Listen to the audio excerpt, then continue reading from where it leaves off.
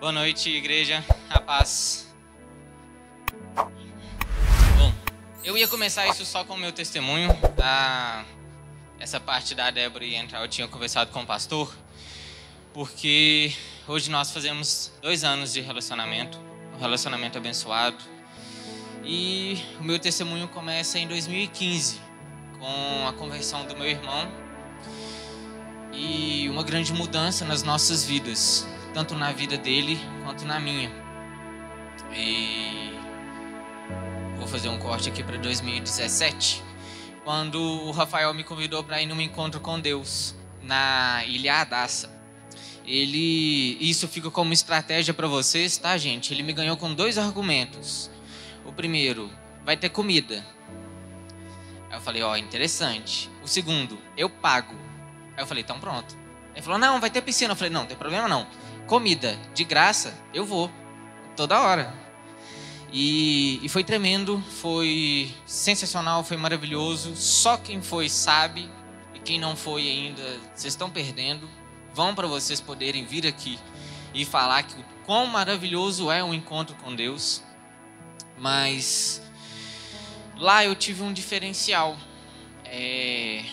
Hoje eu entendo como seguir, primeiro, do meu livre-arbítrio, o segundo, dos planos de Deus. E um momento específico, onde a gente traz o avivamento do Espírito Santo para cada um, e vocês vão entender quando vocês forem, eu tive o que muito tempo depois eu fui compreender. Na hora que estava todo mundo sendo, alguns batizados em línguas, outros recebendo a presença do Espírito Santo, eu me questionava muito, de olhos fechados. Eu me questionava, por que eles e não eu?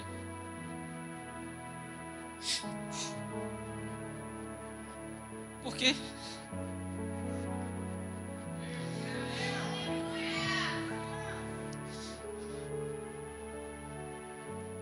Calma que tem muita coisa aí.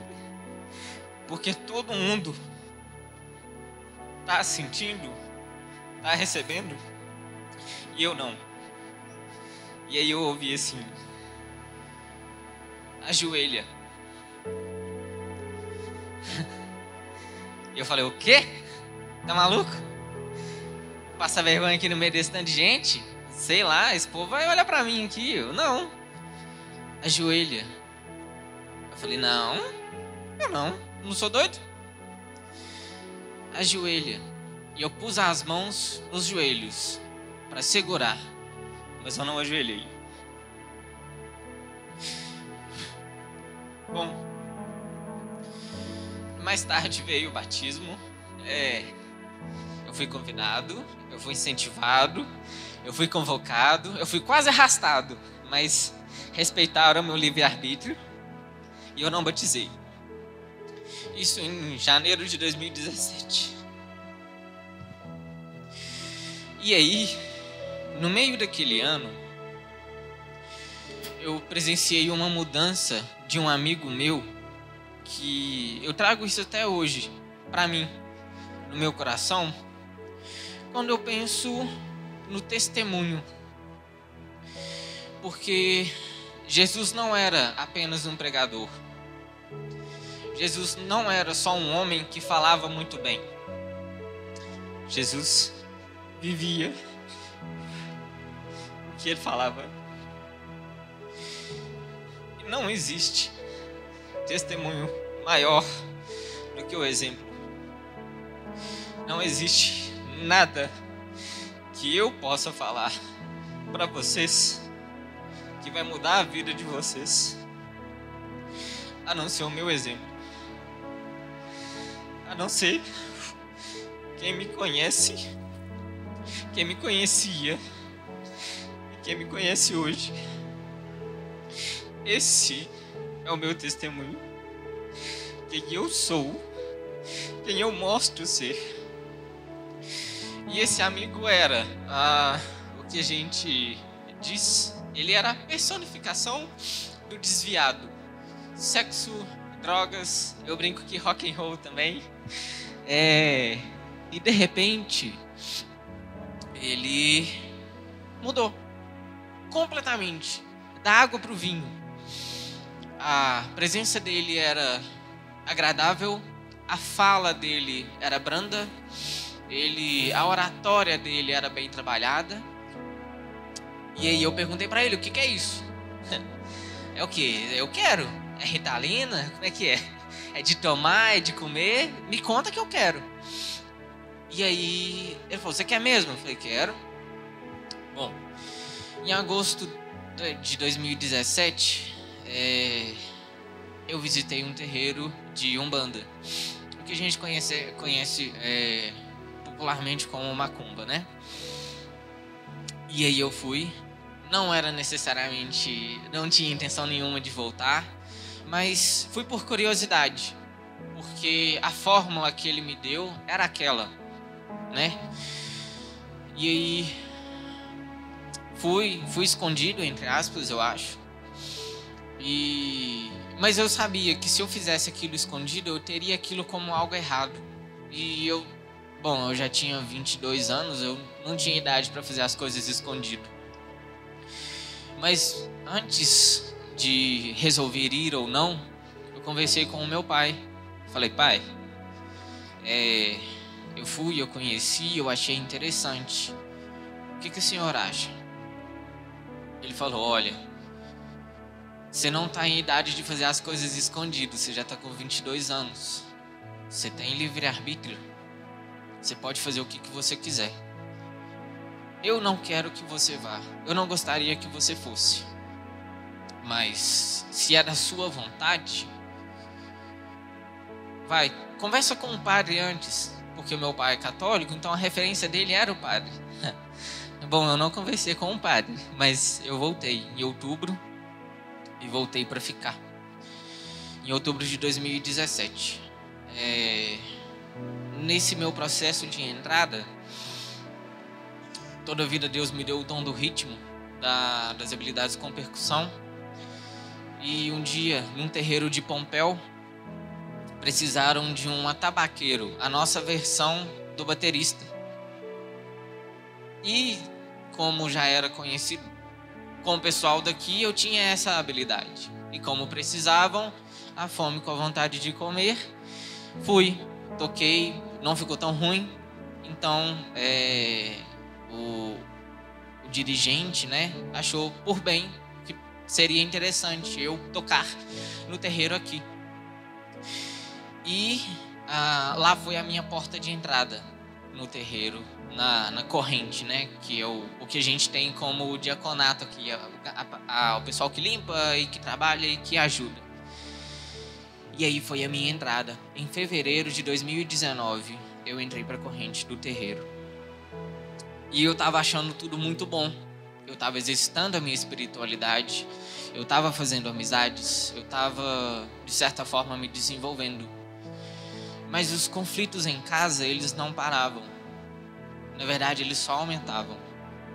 E eu me questionava muito porque, nesse ponto, eu pensava que tinha alguma coisa de errado. Talvez comigo, talvez com meu irmão, ou com os meus pais. Mas eu sabia que tinha alguma coisa de errado. Mas eu permaneci. Um tanto quanto por ser teimoso. Porque, bom, a gente é muito teimoso e bastante cabeça dura. Mas com os desgastes entre pessoas, com os desgastes em casa, comigo mesmo, eu fui desmotivando lá no terreiro e me questionando cada vez mais se aquilo ali era para mim. E aí, com o meu irmão se desenvolvendo, estudando, ele em 2018? 19? Ah, tá. Me falaram num ponto aqui. Em 2019, o meu irmão formou no ITQ, né, o Instituto Teológico Quadrangular. E em agosto de 2019 foi a formatura dele lá em Belo Horizonte. Nessa parte eu entro um pouco no testemunho do Ricardo, né? Eu faço uma participação especial. O pastor já contou essa parte também. Então, já está validado por 2 pessoas, então meu testemunho é fidedigno, tá, gente? Só tô... Se parecer, não é mera coincidência, sou eu mesmo. Em agosto de 2019 eu conheci essa figura, esse serzinho iluminado, abençoado por Deus. Eu já contei isso, que eu nunca vi um crente tão nervoso. Eu nem achava que podia. Fiquei até um pouco de medo, porque, né, não é lá uma pessoa muito pequena, então...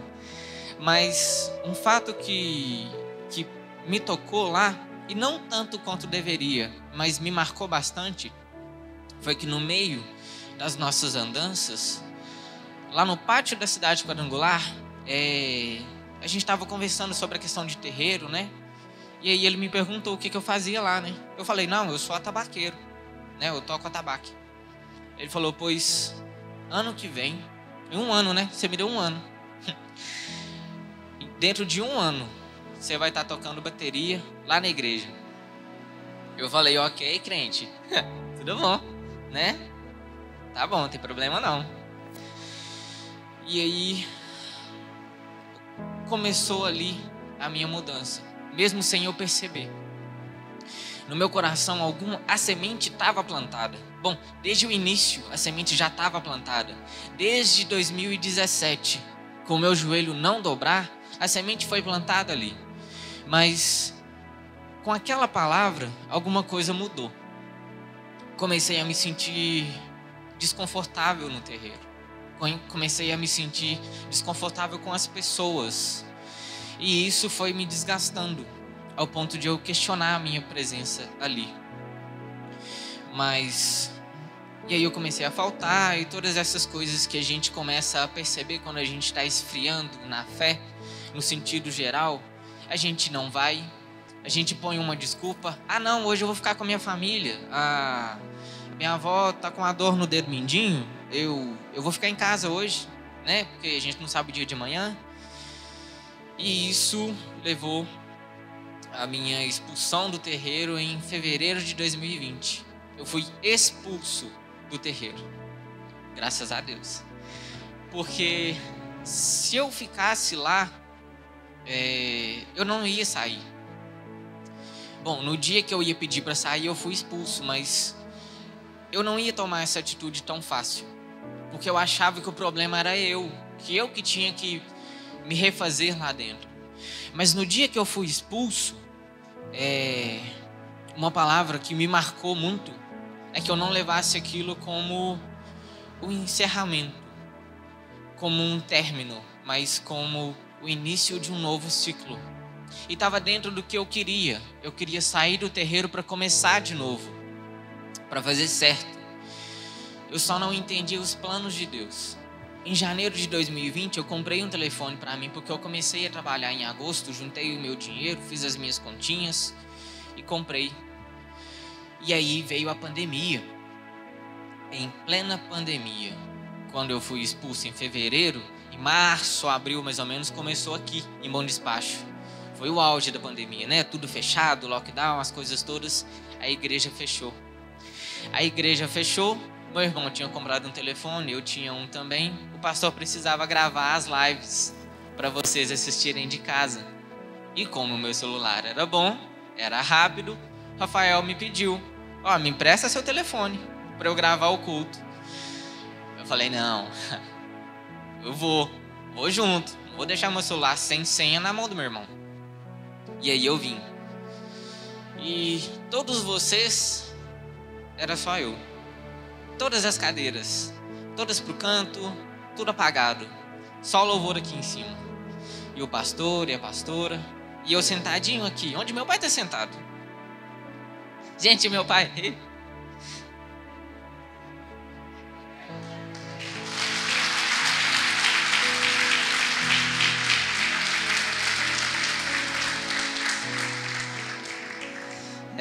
hoje não é qualquer dia. Mas aí, eu comecei a entender o meu novo ciclo. Com os louvores que eu não entendia o que era cantado, mas as palavras que eu compreendia bem.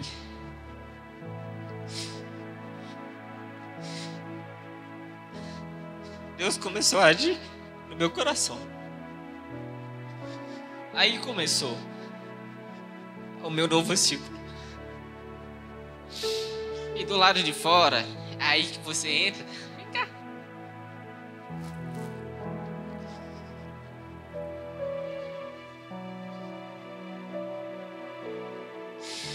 Do lado de fora, porque Deus sabia que se trabalhasse o meu coração só aqui dentro, não seria suficiente.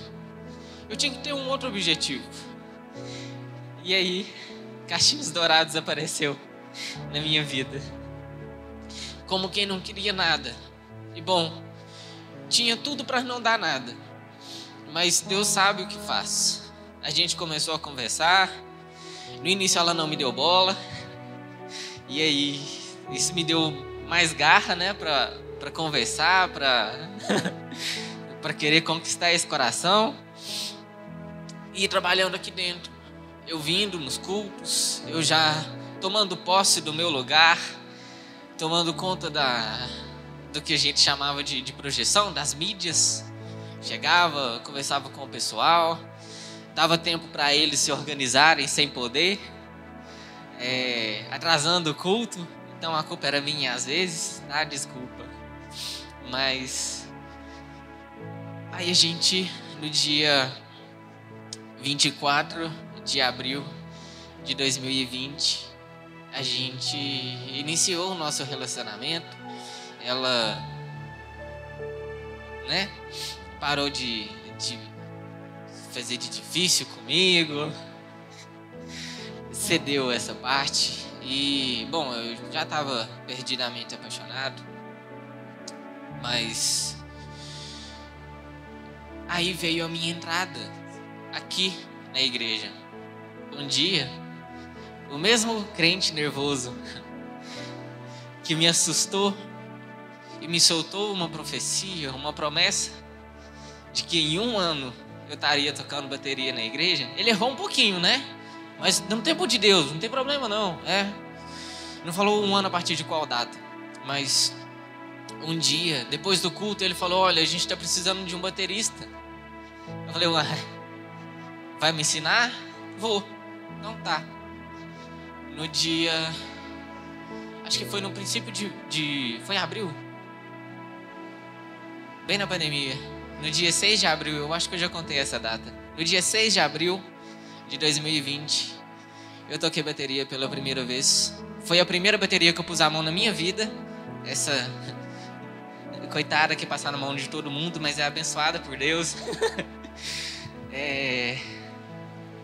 E desde então, eu firmei na igreja, com a Débora sendo alguém que me guiava lá fora, que me incentivava a buscar mais de Deus, que me incentivava na minha conversão, porque de forma alguma o meu sogro ia aceitar alguém no meio do caminho, ia aceitar alguém que não tivesse Deus à frente, que não tivesse temor e que até que não fosse batizado. No início eu achava isso ruim, mas hoje eu entendo completamente, sem problemas. Então eu fui trabalhando isso no meu coração, porque se eu queria namorar a Débora, se eu queria um dia pensar em casar com ela, eu tinha que mostrar para o meu sogro que eu era alguém digno. Eu conhecia o sentido do jejum, porque eu, enquanto católico não praticante, eu fazia a quaresma e eu ficava sem comer jaca. Gente, eu não sei nem o que é jaca direito, e a minha quaresma era jejum de jaca. Eu ficava sem comer jiló com carne moída. Nem sei se combina, mas era o meu jejum. E eu achava que estava show, que eu estava super agradando a Deus, cumprindo com o meu papel. E aí eu aprendi o sentido do jejum, dos propósitos, das orações. E aí, um belo dia, com Deus trabalhando bastante no coração desse homem, Ele deu a bênção pra gente ter o nosso namoro. E aí eu fui firmando aqui na igreja também. Eu fui me empenhando na bateria. Eu fui conhecendo um pouco da mesa de som. Mais tarde eu vinha ser convidado para ser diácono.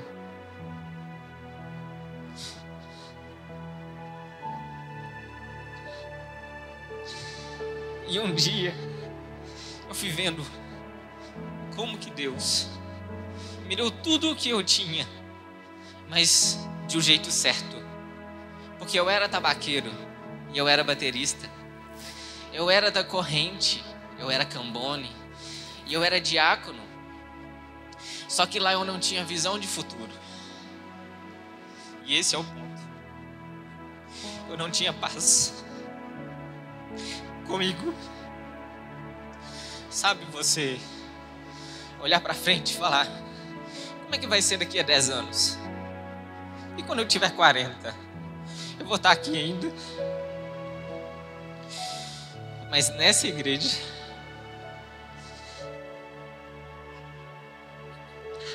naquele lugar, eu tive paz. Eu tive certeza que essa é a minha casa. Que aqui é onde eu tenho que estar.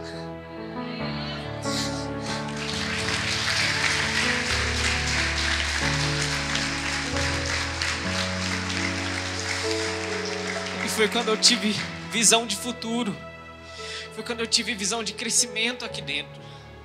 Gente, hoje eu ainda faço uma participação especial quando precisar na bateria. Graças a Deus. Eu tô no diaconato. Eu tô na mesa de som. Eu tô na luz. Sou líder de célula. Tenho o ministério de jovens. Os jovens vão saber daqui uns dias, em nome de Jesus. Eu tenho profecia de pastor. E eu quero isso pra minha vida. É isso que eu quero.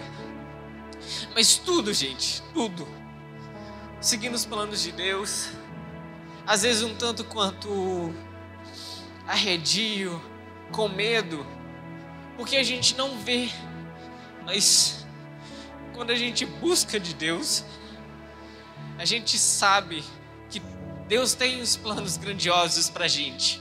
E hoje, fechando um jejum da vitória, o meu segundo, eu por muito tempo, e eu queria testemunhar isso ano passado, eu estou conseguindo isso.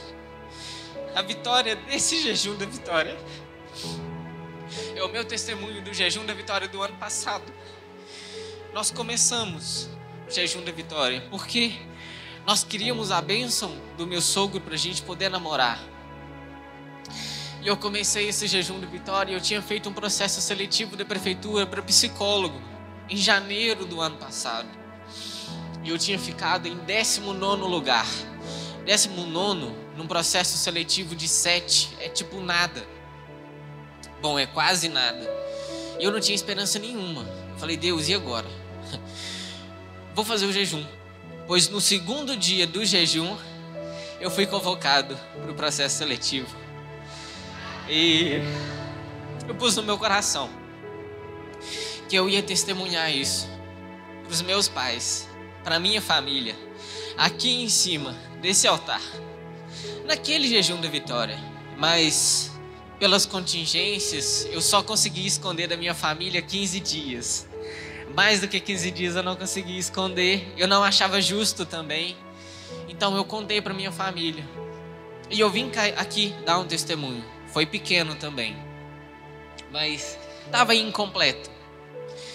E aí no dia de hoje, nesse dia, no final do jejum da vitória, 24 de abril de 2022, eu venho testemunhar para vocês a minha vida, a minha nova vida. Porque eu sou batizado. Gente, eu batizei um dia depois do meu aniversário ano passado. A gente fica nervoso, a gente esquece tudo, a linha do tempo, mas não tem problema não.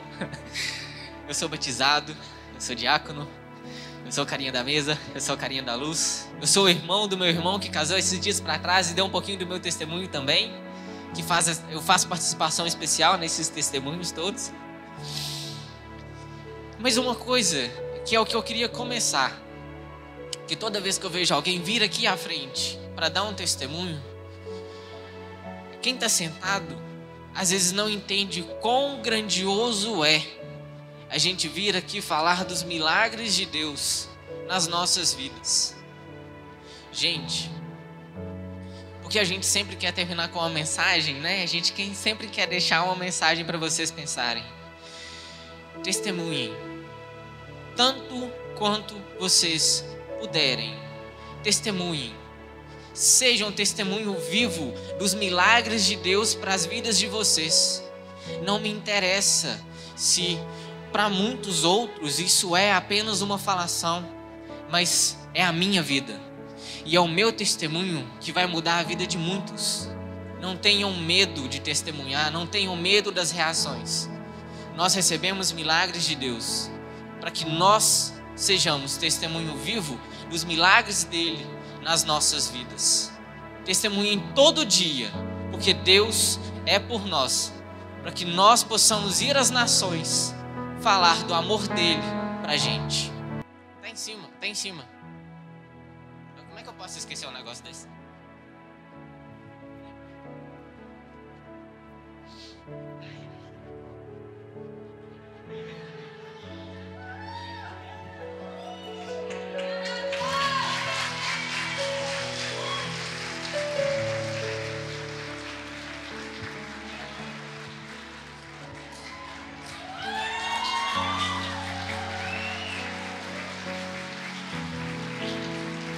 Eu pus escrito ali porque eu não vou dar conta de falar. Sei. Débora Blenda de Oliveira Silva. Você quer casar comigo?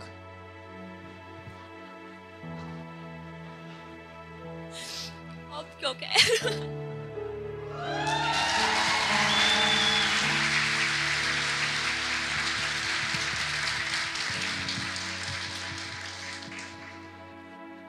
Se me permite, deixa eu consagrar as alianças primeiro.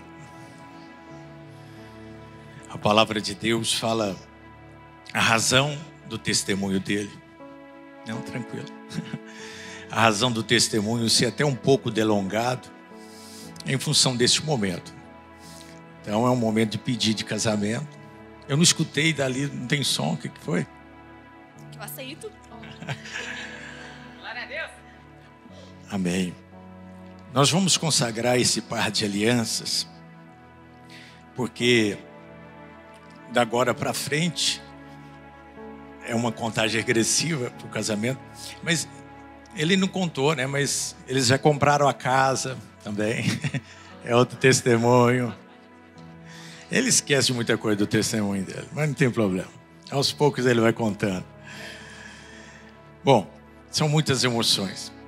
Mas a palavra de Deus fala que a história de Jacó, né? Que Jacó, ele amava a Raquel e ele trabalhou por ela 7 anos.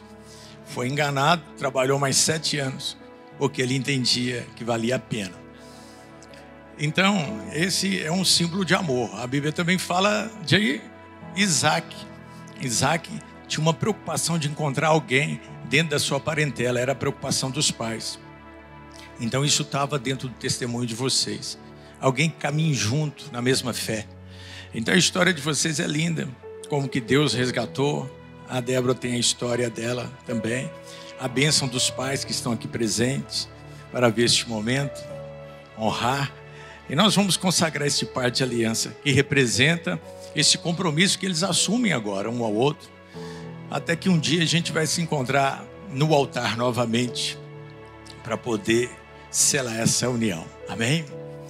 Senhor, meu Deus e meu Pai, nós consagramos agora este par de joias que representam, Deus, o amor, a aliança, o compromisso que um tem para com o outro. Nesse período de noivado, em que eles agora saem daquela zona apenas de conhecer, de estarem talvez ali numa caminhada que talvez não culminaria talvez numa aliança, mas o tempo de namoro foi maravilhoso para que eles pudessem conhecer um ao outro, sentir a testificação de Deus, a bênção de Deus, da família sobre esta união. Por isso, ó Deus, aqui neste altar, diante de Deus, diante dessas testemunhas, nós consagramos este par de alianças e que o Senhor possa conceder as provisões como o Senhor tem feito até então, para que culmine num casamento em nome de Jesus. Amém e amém.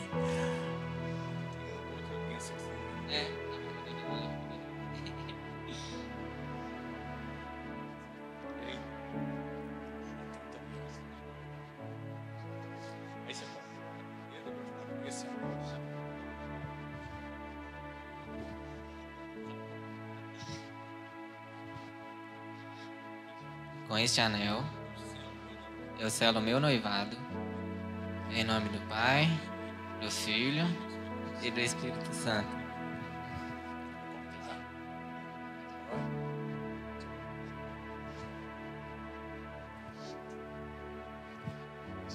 Com este anel, eu selo meu noivado, em nome do Pai, do Filho e do Espírito Santo. Amém.